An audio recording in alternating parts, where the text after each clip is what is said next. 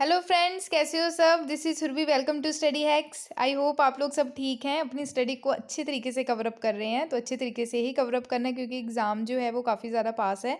तो रिवीजन जो है वो आपने कंटिन्यू रखनी है, रिवीजन को छोड़ना नहीं है। प्रैक्टिस जितनी ज़्यादा हो सके उतने क्वेश्चंस की प्रैक्टिस करें ताकि कोई भी जो डाउट है वो ना रहे। तो अच्छे से चीज़ों को लेके चलना है। डिस्कशन जो है वो इम्पोर्टेंट होने वाला है आपके एग्जाम्स के लिए। बैकग्राउंड भी मैं डिस्कस करूंगी, ठीक है। करंट अफेयर के साथ साथ बैकग्राउंड भी डिस्कस किया जाता है ताकि कोई भी डाउट जो है वो आपके माइंड में ना रहे, ठीक है। तो आइए आज का डिस्कशन हम लोग स्टार्ट करते हैं जो काफ़ी ज़्यादा इंपॉर्टेंट होने वाला है। पहले हम डे से शुरुआत करते हैं। World pharmaceutics day. फार्मास्यूटिक्स का मतलब क्या रहता है? ये मेडिसिन से रिलेटेड जो चीज़ें रहती हैं, ठीक है। फार्मास्यूटिकल्स जो है, ठीक है। तो इससे रिलेटेड जो डे सेलिब्रेट किया जाता है वो है 25 सितंबर को हर साल, ठीक है। ताकि हम जो एनकरेज कर सके, प्रमोट कर सके जो रोल है हमारी कंट्री में फार्मासिस्ट का, ठीक है। जो इम्प्रूविंग, जो हेल्थ में काफ़ी ज़्यादा इम्प्रूव देखने को मिलता है related to medicine all over the world. Pharmacist जो है, ये रीज़न क्या है इनका कि पीपल जो है गेट बेनिफिट लेते हैं किसका? मेडिसिन का, ठीक है। तो फार्मासिस्ट जो है हमारी कंट्री में या ऑल ओवर वर्ल्ड में काफ़ी ज़्यादा रिकॉग्नाइज किए जाते हैं। 2009 की अगर बात करें तो इंटरनेशनल फार्मास्यूटिकल फेडरेशन जो है, फेडरेशन कांग्रेस, ये सेटअप की गई इस्तांबुल। इस्तांबुल कहाँ पे है? टर्की में, ठीक है। तो ये एशिया और यूरोप का पार्ट आ जाता है, ठीक है। कुछ पार्ट एशिया में है, कुछ पार्ट यूरोप में है। तो डेजिग्नेट किया गया इसको 25 सितंबर as a world pharmacist day, ठीक है। थीम क्या है? Pharmacy always trusted for your health. Clear? तो इसकी थीम आपको याद रखनी है, इंपॉर्टेंट है। नेक्स्ट चलते हैं जो काफ़ी ज़्यादा इंपॉर्टेंट होने वाला है। पहले भी मैं इसके बारे में डिस्कस कर चुकी हूँ। Foreign contribution regulation act. इसका मतलब क्या है? जैसे हमारी कंट्रीज़ में क्या है, हमारी कंट्री में क्या है, एनजीओज़ काफ़ी ज़्यादा ह्यूज तौर पे देखने को मिलती है। तो अलग अलग कंट्रीज से कंट्रीब्यूशन पैसा आता है उन एनजीओज़ को।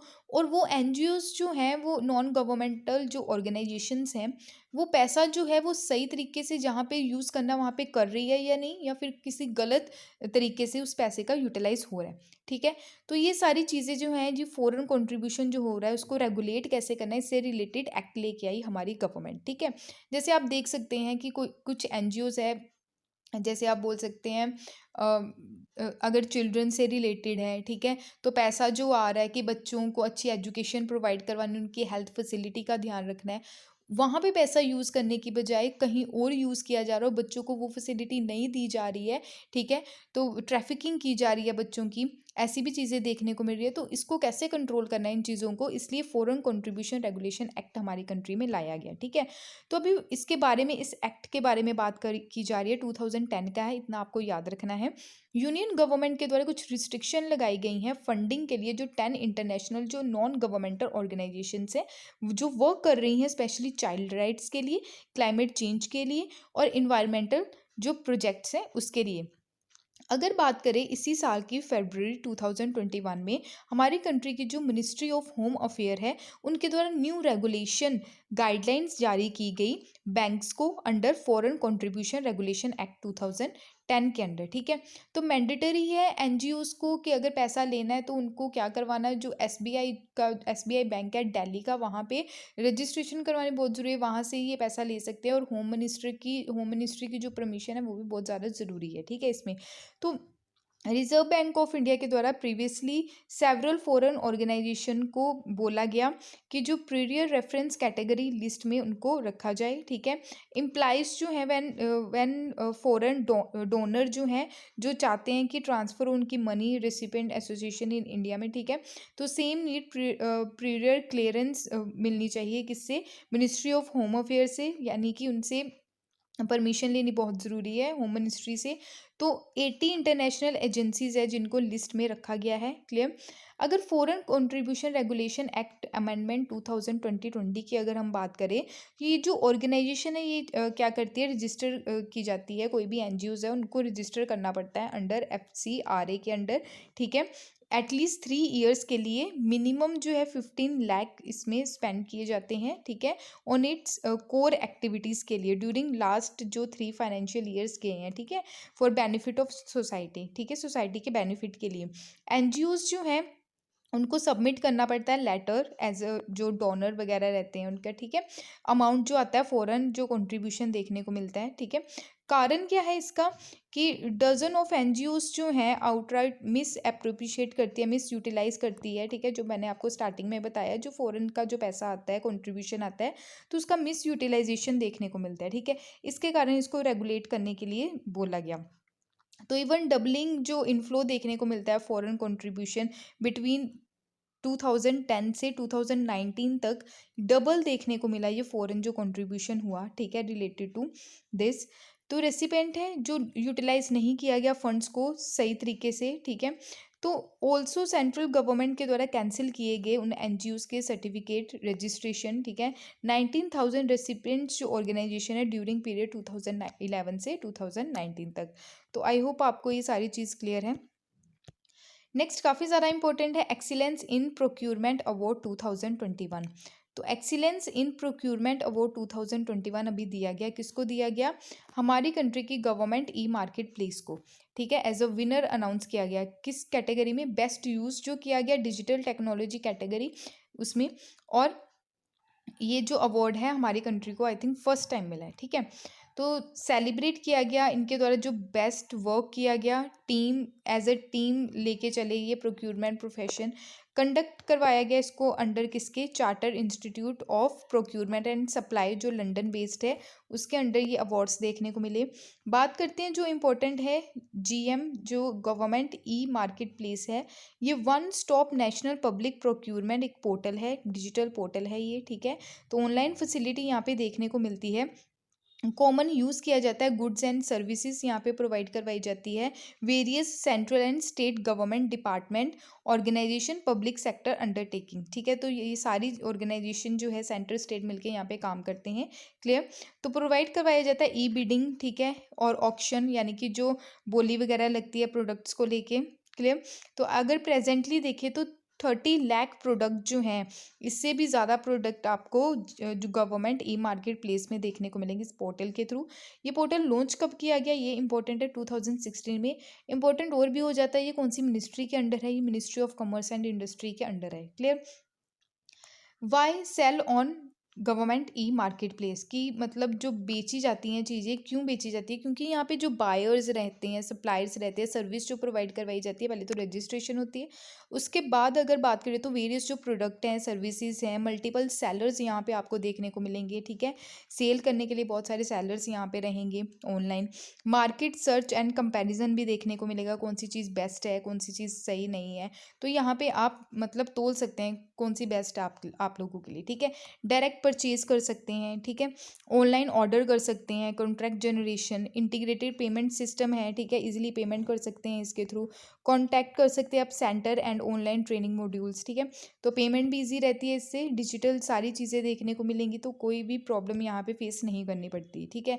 तो इसके लिए ही जो है इसको ये अवार्ड से नवाजा गया है। नेक्स्ट अगर बात करें तो प्रेसिडेंट ऑफ इंडिया के द्वारा अभी जो अवार्ड्स दिए गए हैं जिसका नाम है, ठीक है, नेशनल सर्विस स्कीम अवार्ड्स दिए गए हैं, जो काफ़ी ज़्यादा इंपॉर्टेंट है, यानी कि यूथ को इनकरेज करने के लिए कि वो अपनी मर्जी से, ठीक है, तो अपनी मर्जी से वो लोगों की हेल्प कर सके, तो इसलिए ही नेशनल सर्विस स्कीम अवार्ड दिए गए। तो कोविड की ड्यूरेशन में भी कई सारे ऐसे लोग निकल के आए जिनके द्वारा ये सर्विसेज जो हैं प्रोवाइड करवाई गई। Recently he president of India के द्वारा नेशनल सर्विस स्कीम जो है अवार्ड 2019-20 के दिए गए। अगर बात करें इस अवार्ड के बारे में तो 42 अवॉर्डीज़ को डिफरेंट डिफरेंट कैटेगरीज में अवार्ड दिए गए, जैसे यूनिवर्सिटी, +2 और काउंसिल, ठीक है। तो नेशनल जो सर्विस स्कीम है और प्रोग्राम ऑफिसर्स हैं, एनएसएस वॉलेंट्रीज हैं, ठीक है, तो इनको अवार्ड्स दिए गए हैं। ये अवार्ड्स जो है इंस्टीट्यूट किसके द्वारा किए गए, इंपॉर्टेंट हो जाता है, मिनिस्ट्री ऑफ यूथ के द्वारा एंड स्पोर्ट्स के द्वारा, ठीक है। Ministry of youth and sports एक ही मिनिस्ट्री है, ठीक है। तो 1993 में ये स्टार्ट किए गए थे। ओकेजन किस ओकेजन पे? Silver jubilee year of national service जो स्कीम है, ठीक है। तो नेशनल सर्विस स्कीम जो है ये सेंट्रल सेक्टर स्कीम है, लॉन्च इसको 1969 में किया गया, ठीक है। ऑब्जेक्टिव क्या है कि डेवलप करना पर्सनैलिटी करैक्टर, स्पेशली जो स्टूडेंट है, यंग जो स्टूडेंट्स हैं, तो वॉलेंट्री वो कम्युनिटी सर्विस कर सके थ्रू उसके, आइडियोलॉजी डेवलप कर सके, जो हमारे महात्मा गांधी जी के जो आइडल्स हैं उसको आगे लेके चल के उनकी आइडियोलॉजी को आगे लेके चलें। ठीक है। मोटो क्या है इसका, नॉट मी बट यू। ठीक है, कि दूसरों के बारे में सोचना। ठीक है, not me but you. Okay. Next है बीजोई संस्कृत महोत्सव। ये बीजोई जो संस्कृत महोत्सव है ये कोलकाता में अभी ऑर्गेनाइज करवाया गया। इंपॉर्टेंट हो जाता है, ये इंडियन आर्मी के द्वारा ऑर्गेनाइज करवाया गया। ऑर्गेनाइज किस उपलक्ष्य पे करवाया गया, क्योंकि इंडिया पाक वॉर जो है 1971 में देखने को मिली, तो गोल्डन जुबली इसकी सेलिब्रेट की जा रही है। यहाँ पे आप देख सकते हैं 1971 में इंडिया और पाकिस्तान जो है दोनों में वॉर छिड़ी। ठीक है। पहले पाकिस्तान को यहाँ पे कौन सा पाकिस्तान बोला जाता था, यहाँ पे वेस्ट पाकिस्तान, इसको ईस्ट पाकिस्तान। ठीक है। और बात करते हैं, ठीक है, तो बांग्लादेश को आज़ाद करवाने के लिए, ठीक है, ईस्ट पाकिस्तान को आज़ाद करवाने के लिए ही ये लड़ाई जो है ये इंडिया और पाकिस्तान के बिटवीन हुई और न्यू देश निकल के आया बांग्लादेश। क्लियर। तो इसके बारे में हम और देख लेते हैं। एक सेकेंड, ये स्लाइड एक सेकेंड। ठीक है। तो ऑब्जर्व की जा रही है गोल्डन जुबली जो है, ठीक है, इंडिया और पाकिस्तान वॉर की 1971 की इवेंट जो है ये ऑर्गेनाइज करवाया गया। ठीक है, इंडियन आर्मी के द्वारा। ये आप लोगों को याद रखना है। इनोग्रेट किसके द्वारा किया गया, lieutenant general Manoj Pandey, army commander eastern command के। ठीक है। वेरियस कल्चर प्रोग्राम्स भी इंक्लूड किए गए यहाँ पे, जैसे फिल्म स्क्रीनिंग हो गया, थिएटर प्ले हो गया, म्यूजिकल कॉन्सर्ट्स देखने को मिले, बैंड परफॉर्मेंसेज जो आर्मी की रहती है वो भी यहाँ पे कंडक्ट करवाई गई। ठीक है। ऑर्गेनाइज जो है ये करवाया गया, स्वर्णिम विजय वर्ष जो है सेलिब्रेट किया जा रहा है, उसी का ही इसको पार्ट माना जा रहा है। ठीक है। तो आई होप आपको इतनी चीज़ क्लियर है। नेक्स्ट हम बात करते हैं world's highest EV charging station. EV यानी कि इलेक्ट्रिक व्हीकल जो चार्जिंग स्टेशन है, वर्ल्ड हाईएस्ट कहाँ पे सेटअप किया गया है, हाईएस्ट है यानी कि ऑल्टीट्यूड पे रहेगा, हाइट पे रहेगा, तो हिमाचल प्रदेश में ये चीज़ें देखने को मिली। तो हिमाचल प्रदेश में इसको सेटअप किया गया, इनोग्रेट किया गया। तो बेसिकली जो विलेज है Kaza village of Lahaul and Spiti district कहाँ पे, हिमाचल प्रदेश में। इलेक्ट्रिक जो व्हीकल चार्जिंग स्टेशन है ये सेटअप किया गया हाइट ऑफ 500 फीट। एम क्या है कि चेक वेहिकुलर पॉल्यूशन, यानी कि पॉल्यूशन को चेक करना, प्रमोट करना इलेक्ट्रिक व्हीकल्स को, ताकि क्लीन एंड ग्रीन इन्वायरमेंट हम उस रीजन में ला सकें। इंडिया जो है गेन कर रहा है स्पेशली गुड मोमेंटम्स किसमें, इलेक्ट्रिक व्हीकल इकोसिस्टम में। बात करते हैं हम इलेक्ट्रिक व्हीकल्स की बात करें तो एम क्या है, रजिस्टर करने का 5 लाख न्यू इलेक्ट्रिक व्हीकल्स 5 साल में, हमारी गवर्नमेंट का ये इनिशिएटिव है। ठीक है। तो 25% जो है न्यू व्हीकल्स रजिस्ट्रेशन किए जाएंगे, कब तक, 2024 तक। ठीक है। 0.1% शेयर करेंगे इलेक्ट्रिक कार इन एनुअल, ठीक है, सेल जो है। 0.2% शेयर किया जाएगा electric two wheelers in annual two wheeler sale at present. ठीक है। तो ये सारी चीज़ें जो हैं ये आपको याद रखनी है। ठीक है, एक बार पढ़ लीजिएगा। इसमें फोकस क्या किया जा रहा है, जो इलेक्ट्रिक टू व्हीलर्स हैं स्पेशली उस पर, जैसे ऑटो रिक्शा हो गए, ठीक है, बसेस हो गई, गुड्स जो हैं व्हीकल यानी कि सामान लेके जाने वाले जो व्हीकल्स रहते हैं, जैसे ट्रक वगैरह रहते हैं। ठीक है, कैसे हमने कंट्रीब्यूट करना है इसमें। राइड हेलिंग सर्विसेज हो गई, प्रोवाइड करवाती है जो ऑपरेट इलेक्ट्रिक जो टू व्हीलर टैक्सीज हैं। ठीक है। ओपन परमिट सिस्टम रहेगा किसके लिए, ई ऑटोज़ के लिए। ठीक है, अगर किसी भी एरिया में जाना जो परमिट्स लेने की जो है वो ज़रूरत नहीं पड़ेगी, स्पेशली ई ऑटोज़ के लिए। जो ऑल व्हीकल्स हैं जो यूज़ किए जाते हैं दिल्ली गवर्नमेंट ऑफिशियल्स के द्वारा, वो शिफ्ट किए जाएंगे इलेक्ट्रिक व्हीकल्स में विद इन अ ईयर। ठीक है, 1 साल के बीच बीच।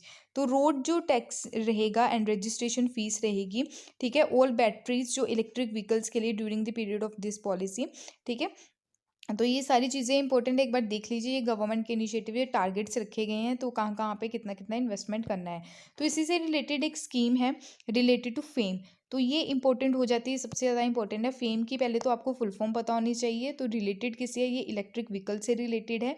तो faster adoption and manufacturing of electric hybrid vehicles. Hybrid का मतलब कि ये चार्ज यानी कि इलेक्ट्रिकली भी चलेगा और डीजल पेट्रोल से भी होगा, ठीक है। तो ये नहीं है कि जो डीजल पेट्रोल की फैसिलिटी नहीं रहेगी, अगर चार्जिंग जो है वो चार्जिंग जो ख़त्म हो जाए तो ये डीजल पे भी या पेट्रोल पे भी चलेगी, इसलिए इलेक्ट्रिक हाइब्रिड व्हीकल इसको बोला गया है। तो फेम की आपको फुल फॉर्म याद रखनी है। ये किसके अंडर इसको स्कीम को रखा गया है? नेशनल इलेक्ट्रिक जो मोबिलिटी मिशन प्लान है उसके अंडर। टारगेट क्या है इसके? 6 to 7 million hybrid and electric vehicle sale किए जाएंगे 2020 तक, ठीक है। तो ये पहला टारगेट अब इसको एक्सटेंड कर दिया गया है, ठीक है।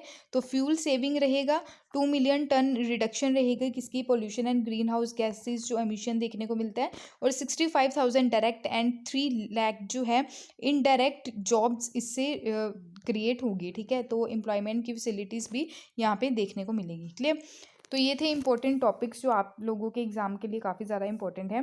तो आई होप आपको ये सारी चीज़ें क्लियर हैं। तो टेलीग्राम आप ज्वाइन कर सकते हैं पीडीएफ के लिए, इंस्टाग्राम पे भी आप फॉलो कर सकते हैं। Thank you for watching my video. जय हिंद।